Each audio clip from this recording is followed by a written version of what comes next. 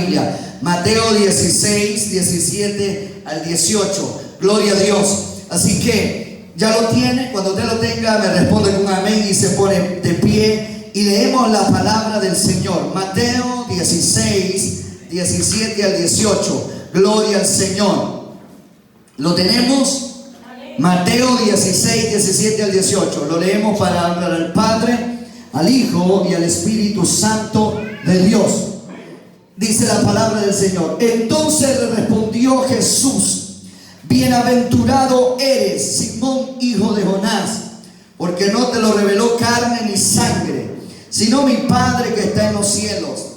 Y yo también te digo que tú eres Pedro, pero sobre esta roca edificaré mi iglesia, y las puertas del Hades no prevalecerán contra ella. Y a ti te daré las llaves del reino de los cielos, y todo lo que atares en la tierra será atado en los cielos, y todo lo que desatares en la tierra será desatado en los cielos. Amén y amén. Diga conmigo: el verdadero fundamento de la iglesia. Ahora dígalo usted: mi verdadero fundamento. Gloria a Dios. Todos sabemos que este texto es uno de los textos que más se aplica y con los cuales dicen: no, pero es que el Señor estaba diciéndole a Pedro esto y esto y esto y esto. Pero para comprender este texto hay que ver las raíces etimológicas de Pedro y de roca. Hay que ver qué quiere decir Pedro y qué quiere decir roca.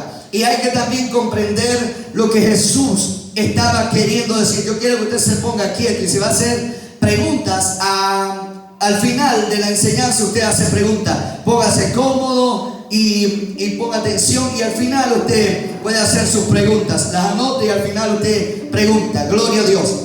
Entonces, cuando los cristianos hablamos del fundamento y cuando nos referimos a estar fundamentados y que nosotros tenemos un cimiento sobre el cual estamos fundamentados, cuando nosotros hablamos de fundamento, nos estamos refiriendo a Cristo. Cristo es nuestro fundamento y a su nombre. Nadie construye un edificio sin antes poner un cimiento, ¿sí o no? Nadie construye una casa sin antes poner un cimiento, ¿sí o no? O primero construyen las paredes sin poner cimiento. ¿Qué es lo primero que se hace? Se pone un cimiento para después construir. La palabra dice que Jesús vino a ser ese fundamento para que la iglesia se construyese sobre él. Nuestra fe está fundamentada en Jesús y solamente en él. Hay un solo fundamento y ese fundamento es Jesucristo. La Biblia dice en Primera de Corintios, capítulo 3, verso 10 al 11. Primera de Corintios, capítulo 3, verso 10 al 11 dice: conforme a la gracia de Dios que me ha sido dada, yo como perito, arquitecto, puse el fundamento y otro edifica encima. Pero cada uno mire cómo edifica, porque nadie puede poner otro fundamento que el que está puesto, el cual es Jesucristo. Entonces, ¿quién dice este texto que es el fundamento? Jesucristo. Diga conmigo: el fundamento es Jesucristo. Ahora dígale que está a su lado: tú estás fundamentado sobre Cristo. Amén. Entonces, dice la Biblia que viene Jesús y le dice a los discípulos: ¿quién dice la gente que yo soy? Unos dicen que tú eres Juan el Bautista, otros dicen que tú eres Elías, otros dicen que tú eres esto. Pero viene Jesús y le dice a Pedro: Pedro, ¿y tú quién dices que yo soy? Y le dice Pedro: Señor, yo creo que tú eres el Cristo, el Hijo del Dios viviente. Entonces el Señor viene y le dice a Pedro: Pedro, no te lo ha revelado carne ni sangre. Andás evangélico. Aleluya. No te lo ha revelado carne ni sangre, Pedro le dice. Andás evangélico. No te lo reveló carne ni sangre. Pero viene Jesús y le dice: ¿sabes qué, Pedro? Yo te digo que tú eres Pedro, y sobre esta roca yo voy a edificar mi iglesia. Entonces vamos a definir primeramente qué significa Pedro y qué significa roca. Número uno, la palabra Pedro o el nombre Pedro viene de una palabra griega que es Petros. Pedro viene de una palabra griega que es Petros, que significa una piedra o un peñasco suelto. Una piedra o un peñasco suelto. Eso significa Pedro. Pedro viene de una palabra griega que es Petros, que significa un pedazo de piedra o un peñasco, o una piedra o un peñasco suelto. Gloria a Dios. Una piedra que se puede arrojar o mover con facilidad, eso significa Pedro. Una piedra que se puede arrojar o mover con facilidad. Ahora, hablando de Pedro, ahora, ¿qué significa roca? Porque Jesús dice, tú eres Pedro, pero también dice sobre esta roca. Ahora, ¿qué significa roca?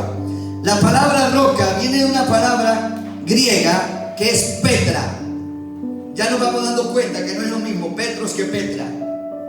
Desde las dos palabras es diferente.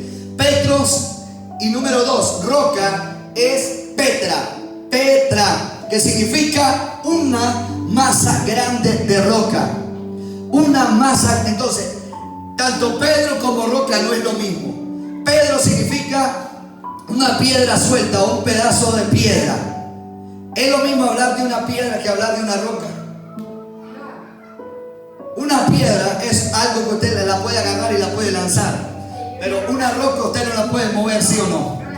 Entonces, hablando desde la definición o el significado, no es lo mismo Pedro que roca, y a su nombre. ¿Me van comprendiendo? No es lo mismo. Pedro es un pedazo de piedra o una piedra que se puede lanzar fácilmente, que se puede arrojar, pero roca es un peñasco. Roca es una masa grande de roca. Cuando hablamos de roca nos referimos como a esas grandes rocas que están en los cerros, que no se pueden mover. Una roca usted no la puede mover, pero una piedra usted sí la puede mover. Una piedra pequeña, ¿sí o no? Lo que Jesús le está diciendo a Pedro es, ¿sabes qué, Pedro? Tú eres un pedazo de piedra, un peñasco suelto, pero ¿sabes qué? Yo sobre esta roca voy a edificar mi iglesia.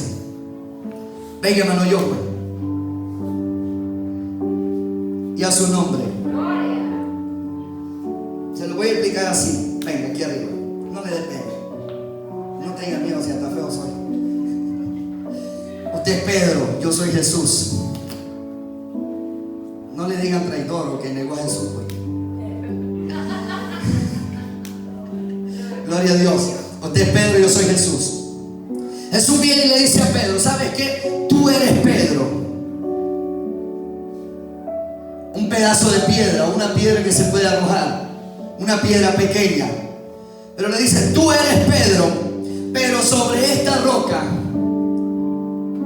vamos entendiendo, tú eres Pedro, pero sobre esta roca, está diciendo Jesús. Si usted lee el texto, hay una coma después de que dice, tú eres Pedro. Jesús le dice, tú eres Pedro, pero sobre esta roca yo voy a edificar mi iglesia. Jesús no estaba diciendo que sobre Pedro iba a edificar su iglesia. Estaba diciendo que él iba a edificar su iglesia sobre él, no sobre Pedro, y a su nombre. Así que ustedes y yo estamos edificados sobre Cristo y no sobre Pedro. Alguien da gloria a Dios. Así que ustedes y yo estamos edificados sobre Cristo y no sobre Pedro. Si estuviéramos edificados sobre Pedro, estuviéramos edificados en la arena. Porque ¿quién era Pedro? Un hombre miedoso que le preguntaron, ¿tú eres de los judíos, de Jesús, de los que caminaban con Jesús? No, yo no lo conozco. ¿Qué va a hacer? Y a su nombre. Entonces Jesús le dice, tú eres Pedro, pero sobre esta roca que era él mismo, yo voy a edificar mi iglesia. Gracias. Entonces, si Pedro fuera el fundamento de la iglesia estaría fundamentada sobre un hombre con debilidades. La iglesia estaría fundamentada sobre un hombre o sobre un terreno movedizo. Imagínense que Pedro tuvo temor y negó a Jesús. Y sobre él vamos a estar edificados nosotros. Y sobre él vamos a estar fundamentados nosotros. No. Imagínense que Pablo tuvo que reprender a Pedro porque Pedro estaba haciendo distinción entre los judíos y los gentiles. Pedro se andaba juntando más con los judíos y no se juntaba con los gentiles. Andaba haciendo acepción de personas. Gálatas 2, 11 y 12 dice que Pablo reprendió a Pedro por sus debilidades. Pero cuando Pedro vino a Antioquía, le resistí cara a cara porque era de condenar.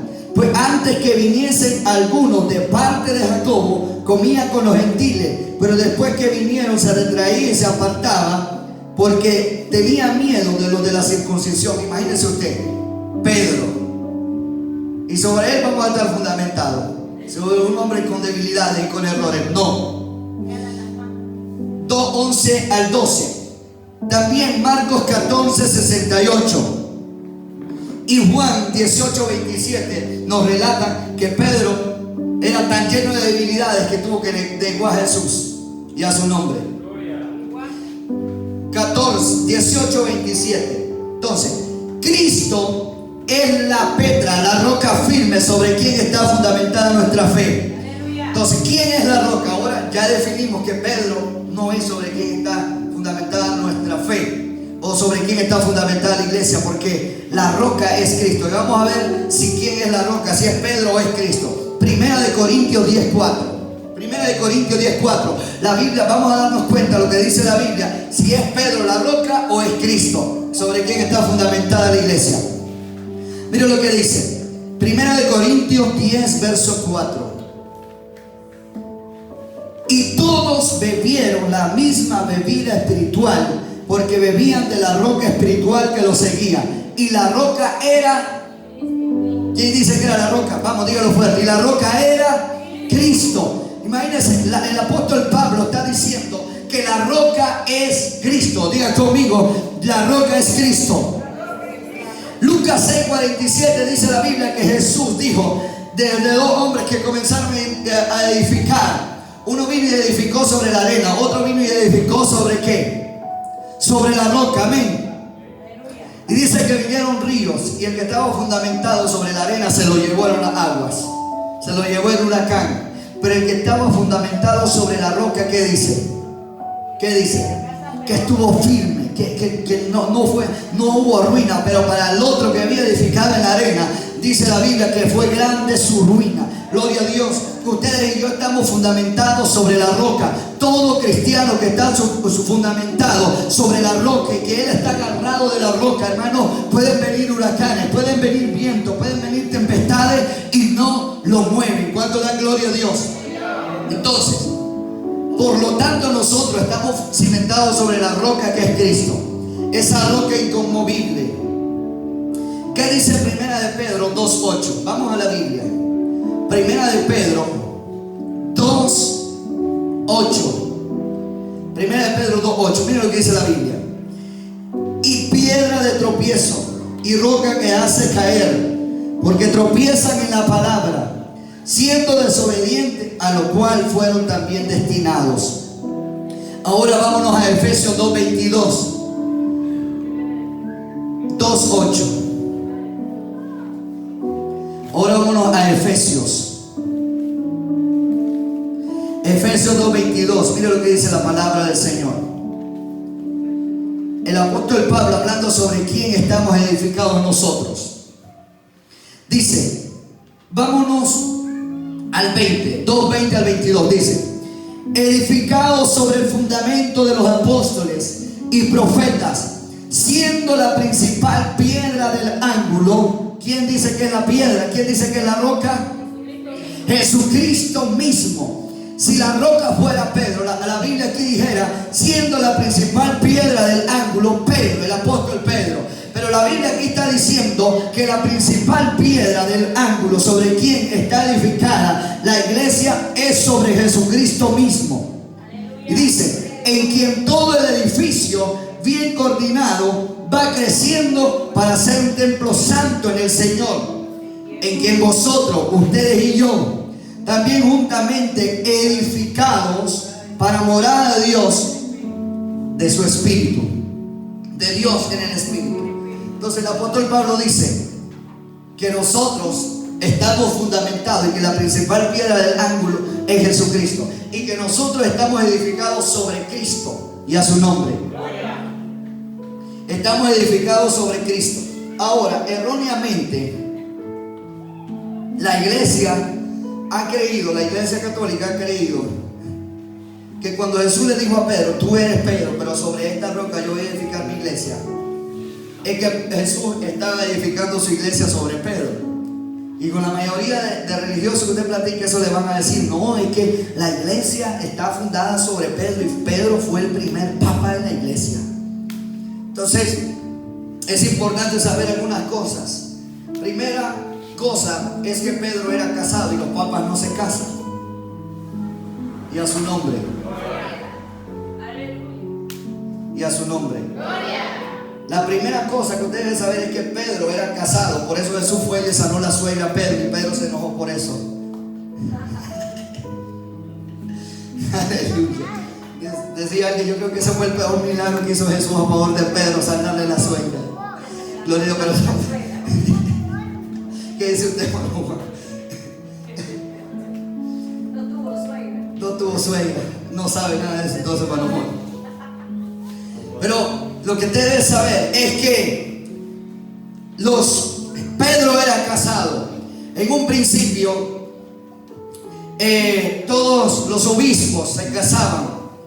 Pero en el año 1075, el Papa Gregorio VII, o Hildebrando Gregorio VII, promulgó una enseñanza antibíblica, que fue la ley del celibato en el sacerdocio en el año 1075, donde esta idea ya se había instado, pero no se había echado a regir, de que los papas o de que los clérigos no se casaran. Y en el año 1075 este Papa Gregorio VII obligó a los clérigos a divorciarse de su esposa, obligó a los sacerdotes, a los obispos a divorciarse de su esposa, de tal manera que, hermano, que en ese tiempo se daba el divorcio al por mayor y al detalle.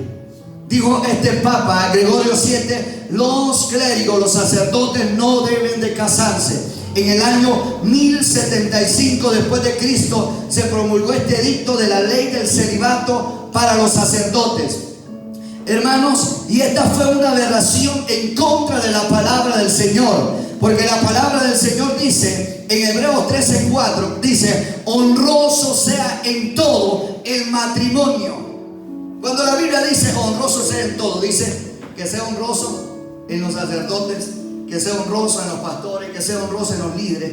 Cuando la Biblia dice que el matrimonio es honroso, es que es honroso en todo, hermanos, y a su nombre. Pablo dijo que el obispo debía de ser marido de una sola mujer. Miren lo que dice 1 Timoteo 3:2-5. Vámonos a 1 Timoteo 3:2-5. Estamos definiendo de por qué Pedro no fue. 1 Timoteo 3:2-5. Miren lo que dice. Pero es necesario que el obispo sea irreprensible, marido de ¿qué? De una sola mujer. Lo que significa que el obispo puede tener su esposa. ¿Y porque ellos le prohibieron a sus clérigos, a sus sacerdotes o a sus religiosos que no tuvieran las esposas? Y a su nombre, si la Biblia lo establece. Cristo no abolió en ninguna manera el matrimonio. Jesús dijo en Marcos 1:30, mire lo que dice Marcos 1:30, Cristo no abolió el matrimonio.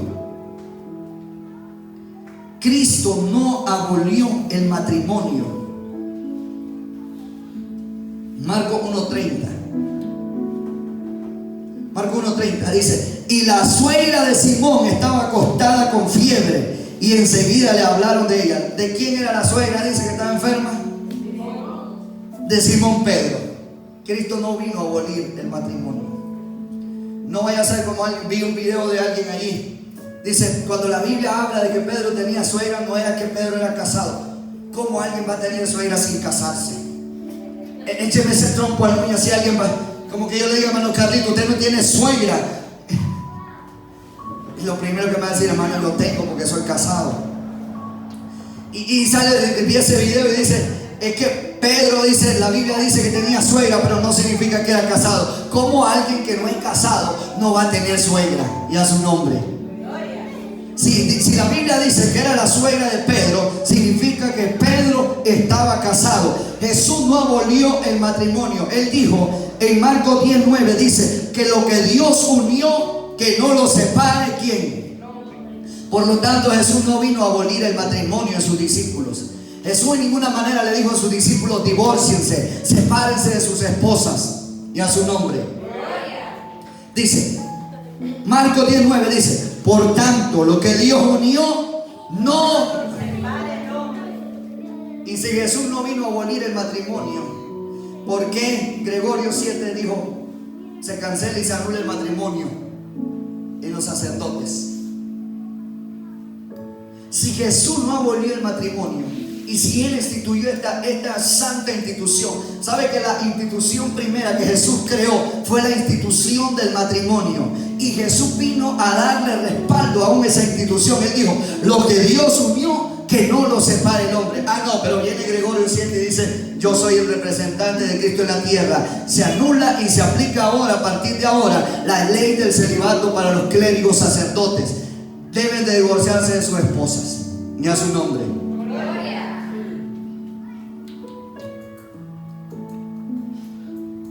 Y a su nombre. Pero la pregunta es, ¿por qué el Papa prohibió el matrimonio en los clérigos? ¿Sabe por qué lo prohibió? Para proteger sus intereses económicos. Él lo hizo para proteger los intereses económicos, y Él le dio el cumplimiento de la profecía de 1 de Timoteo 4:1. Mire lo que dice 1 de Timoteo 4:1. La Biblia dice que en los últimos días iban a venir hombres malos, falsos maestros, que iban a prohibir enseñando doctrinas de hombres. Mire lo que dice 1 de Timoteo 4:1 al 3. Pero el Espíritu dice claramente que en los postreros tiempos algunos apostatarán de la fe, escuchando a espíritus engañadores y a doctrinas de demonios, por la hipocresía de mentirosos que, teniendo cauterizada la conciencia, ¿qué dice? Prohibirán, ¿qué dice? Casarse. ¿Y qué fue lo que hizo Gregorio 7? Prohibió casarse. Dice, Señor, tenga piedad de los pobres. 1 de Timoteo 4:1 al 3. ¿Y quiénes son los que dicen que van a prohibir casarse? Los apóstatas de la fe. Y a su nombre. Vamos comprendiendo. Dice, prohibirán casarse y mandarán a abstenerse de alimentos que Dios creó, para que con acción de gracias participasen de ellos los creyentes, los que han conocido la verdad. ¿Cuánto dan gloria a Dios? Entonces, ¿por qué Pedro no fue el primer papa? Número uno, ya vimos, porque era casado. Pedro era casado, según Mateo 8:15. Sigamos viendo esta parte. Vamos a irnos al suave para que usted vaya comprendiendo. Mateo 8:15. Dice la palabra: vino Jesús a casa de Pedro y vio a la suegra de este postrada en cama con fiebre, y tocó su mano y la fiebre le dejó, y ella se levantó y le servía. Entonces Pedro era casado. Jesús en ningún momento dijo que a los discípulos que se alejaran de su esposa, que dejaran a su esposa. Jesús no les dijo que abandonaran a su esposa. ¿Sabe por qué? Porque 25 años más tarde, después de esto, Pablo menciona a los apóstoles con sus esposas, y uno de ellos que menciona es a Pedro en 1 de Corintios 9:5. Menciona que Pedro también caminaba con su esposa. Mire lo que dice 1 de Corintios 9:5. No tenemos derecho de traer con nosotros a una hermana mujer, como también los otros apóstoles y los hermanos Señor y Cefas, y a su nombre. ¿Cuánto dan gloria a Dios? El apóstol Pablo haciendo referencia a que los apóstoles también caminaban con sus esposas, y a su nombre. Entonces, en el año 218, el obispo de Roma, en el año 218 al 233, el obispo de Roma fue el primero en decir que en Mateo 16, 17 al 18, Jesús estaba fundamentando sobre Pedro la iglesia, y que Pedro era el primer papa, y él dijo: yo soy el sucesor de Pedro. Pero ¿de dónde se surgieron de esto? En el primer siglo existió una secta que se llamaba los ebionitas, y estos ebionitas eran cristianos judíos. Estos ebionitas para los judíos eran herejes. Para los judíos no eran bien vistos porque enseñaban falsas doctrinas.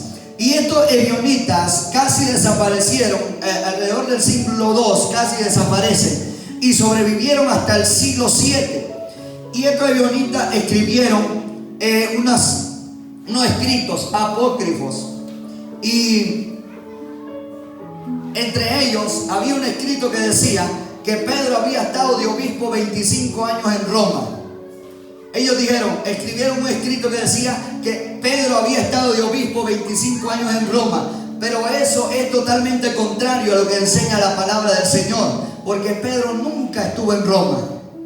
Pedro nunca estuvo en Roma. Y en el primer siglo entonces existió esta secta herética llamada los ebionitas, y ellos escribieron varios libros apócrifos, como les digo, y entre ellos había esa parte de una leyenda que decía que Pedro había estado 25 años en Roma. Entonces ellos vinieron y adoptaron esta fábula, esta leyenda de que decía que Pedro había estado 25 años en Roma, y vino la iglesia y lo adoptó como una verdad histórica. Pero no es una verdad histórica, es nada más una leyenda, porque la Biblia dice lo contrario. Y le voy a dar por lo menos 4 razones por las cuales Pedro no fue obispo en Roma por 25 años. ¿Por qué Pedro no estuvo 25 años en Roma? Miren, número uno,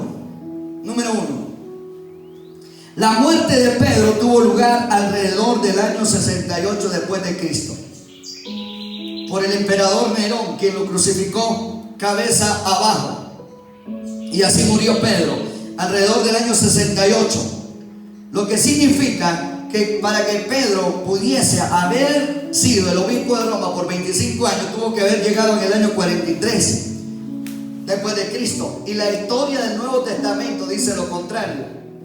La Biblia dice en Hechos 15 que en Jerusalén se efectuó algo que se llamó el Concilio de Jerusalén, y Pedro fue partícipe de ese concilio en Jerusalén, y ese concilio fue en el año 50 después de Cristo, y a su nombre. Y si Pedro ya era obispo de Roma, y a su nombre, ¿cómo explica entonces si Pedro estaba en el año 50, estaba en ese concilio y estaba en Jerusalén, y a su nombre? Entonces la Biblia contradice totalmente a eso. Y Pedro fue parte de ese concilio en Jerusalén en Hechos 15, de un debate que se hizo acerca de si los gentiles se iban a circuncidar igual que los judíos, y Pedro fue parte de ese concilio. Entonces históricamente se prueba lo contrario. Número dos,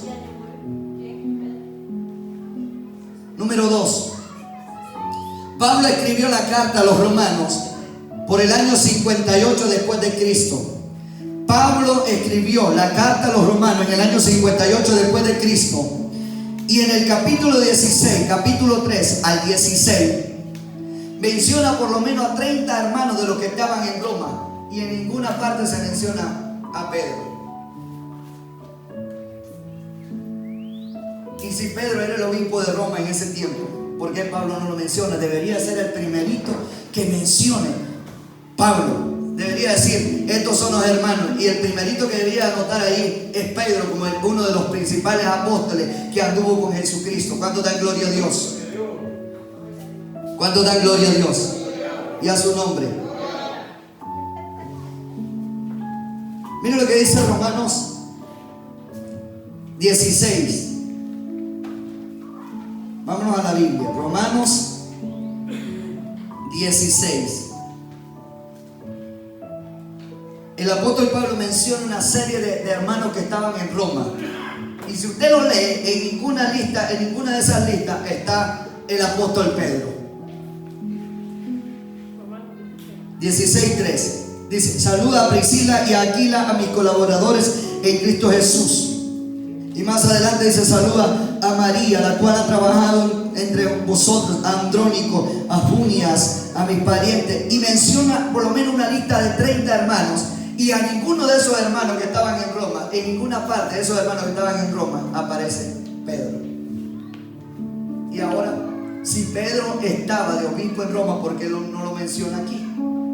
El apóstol Pablo, en esta carta que escribió a los romanos en el año 58. Número 3. ¿Cuánto dan gloria a Dios? Número 3. Si la iglesia de Roma hubiera sido fundada sobre Pedro, Pablo no hubiera expresado lo que se registra en Romanos 15:20. Si la iglesia de Roma hubiera sido fundada sobre Pedro, Pablo no hubiera dicho esto que dice aquí en Romanos 15:20. Dice: y de esta manera me esforcé a predicar el evangelio, no donde Cristo hubiese sido nombrado, para no edificar sobre fundamento ajeno, sino como está escrito, aquellos a quienes nunca les fue anunciado acerca de él verán, y los que nunca han oído de él entenderán. Imagínese usted, si Pedro hubiese sido el fundamento de la iglesia de Roma, Pablo no hubiese dicho que él hubiera ido a predicar, porque él dice: yo para qué voy a ir a predicar donde ya está un fundamento.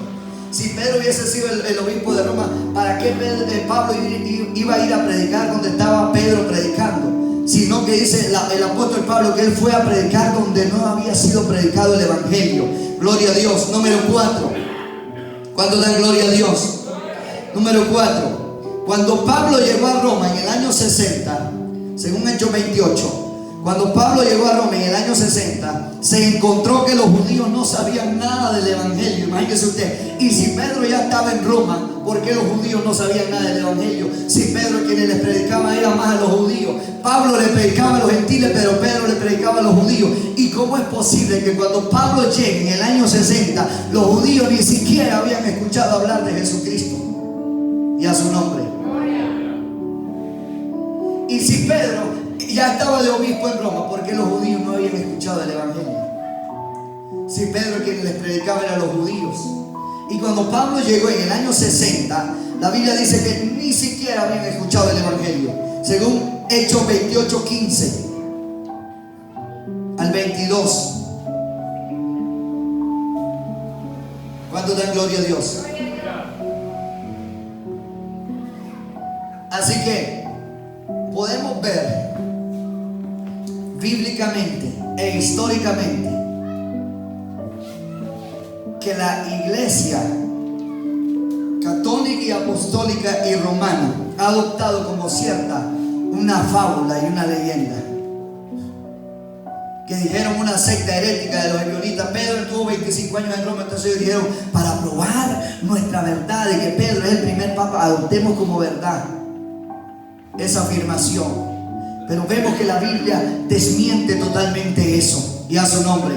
Por eso dice la Biblia que en los postreros días vendrán hombres engañadores de sí mismos, que enseñarán fábulas profanas. Fábulas profanas. Pero hermano, creo que ustedes y yo tenemos este libro en nuestras manos para que lo escudriñemos día y noche, para que lo leamos y que nadie lo pueda engañar. Yo por eso me he dado a la tarea de enseñarle esto a usted, para que a usted nadie lo engañe, para que usted sepa lo que realmente dice la Biblia, que nosotros estamos fundamentados sobre Cristo y no sobre Pedro, para que usted sepa que la palabra del Señor dice que la roca es Cristo, y es sobre Él quien nosotros estamos fundamentados, y es a Él a quien nosotros estamos siguiendo, y es a Él a quien nosotros vamos detrás de Él, y es a Él que nosotros vamos, y es por eso que nosotros estamos luchando. Es por eso que ustedes y yo somos la iglesia de ¿quién? La iglesia de Pedro, la iglesia de María, la iglesia de ¿quién? De Cristo. Y Cristo es la roca, y a su nombre. Digan conmigo: yo soy la iglesia de Cristo y le pertenezco a Él. Yo le pertenezco a Cristo y no a nadie más. ¿Cuánto da gloria a Dios? ¿Usted cree que si la iglesia estuviera fundamentada sobre un hombre humano lleno de debilidades, en la primera persecución la iglesia desaparece? Porque usted cree que la persecución que se desató en el año 60, en el año 65 aproximadamente, al año 75, por el emperador Nerón a la iglesia, ¿usted cree que fue fácil? donde agarraban a los cristianos y los metían a los coliseos a ser devorados por la fiera, donde agarraban a los cristianos y los quemaban, donde agarraban a los cristianos y los crucificaban, los decapitaban. Gloria a Dios. Si la iglesia estuviera fundamentada sobre un hombre humano como Pedro, lleno de debilidades, hermano, la iglesia desaparece. Pero como la iglesia está fundamentada sobre Cristo, tiene 2000 años de existencia y la iglesia sigue existiendo. El evangelio se sigue predicando. El evangelio se sigue predicando en las redes, en la radio, en la televisión. Si la iglesia no estuviera fundamentada sobre Cristo, ¿qué tiempo se hubiese desaparecido? Pero como Cristo venció a la muerte y venció al diablo, la iglesia también sigue venciendo al reino de las tinieblas. Porque la Biblia dice que las puertas del Hades no van a prevalecer en contra de la iglesia. Si Cristo venció, nosotros también vamos a vencer. ¿Cuántos lo creen? Si Cristo resucitó de la muerte, nosotros vamos a salir victoriosos. Hermanos, así que usted debe de entender que sobre quién estamos edificados es sobre Cristo y no sobre Pedro. Aleluya. Aleluya. Pero también este texto se me lo ha interpretado. Dice que Jesús le dijo: y a ti te voy a dar las llaves del reino de los cielos. Y se han hecho una doctrina falsa que piensan que Pedro está con un gran manojo de llave allá arriba y es el que le da el acceso a la patria celestial. Imagínense, hermano Juan, usted llega al cielo y se le pierde la llave a Pedro. Le encaba ese Pedro que vaya a botar la llave que le va a abrir la puerta a usted. Y se han inventado de esa parte donde dice: y a ti te daré las llaves del reino de los cielos. ¿Qué piensa que es de la patria celestial? Que Jesús le estaba diciendo: te voy a dar las llaves para que tú le des acceso a los seres humanos, al reino de los cielos. La Biblia dice que el único que nos da acceso al reino de los cielos es Jesucristo. Él dijo: yo soy el camino, yo soy la verdad y yo soy la vida, y nadie llega al Padre si no es por mí. Primera de Timoteo 2:5 dice: porque hay un solo mediador entre Dios y los hombres, Jesucristo hombre. Hechos 4:12 dice: y en ningún otro hay salvación. ¿Por qué dice? Porque no hay otro nombre dado a los hombres, oh gloria a Dios, por medio de quien podamos ser salvos, sino por medio de Jesucristo. El que nos da acceso al reino de los cielos no es Pedro, no es María, se llama Jesucristo de Nazaret, porque Él es el único que está a la diestra de Dios Padre, intercediendo por ustedes y por mí. Pero ustedes dicen: no, es que el Señor le dijo a Pedro que le iba a dar las llaves. ¿Cuáles llaves? Sí. La misma Biblia dice: las llaves del reino de los cielos. Jesús dijo: arrepentido y convertido, porque el reino de los cielos se ha acercado. ¿Cuál es ese reino?